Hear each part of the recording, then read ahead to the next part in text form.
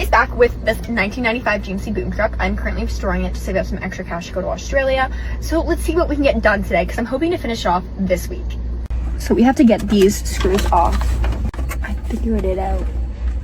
Here's me cutting the cords. And I'm not talking about my last relationship.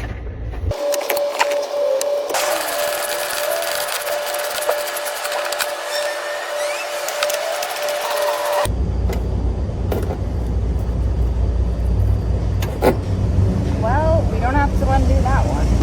That is a massive hole.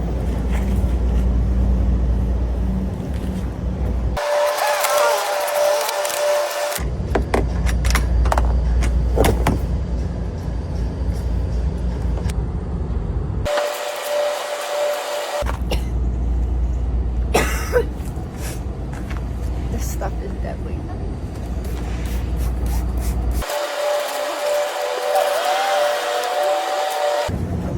Look at that! I know. Give before and after that. Yeah. This video got sound? Yeah. It does? It does. You didn't even get the silver paint off your arm. Woo! I actually got asked if it was a tattoo, so I'm leaving it.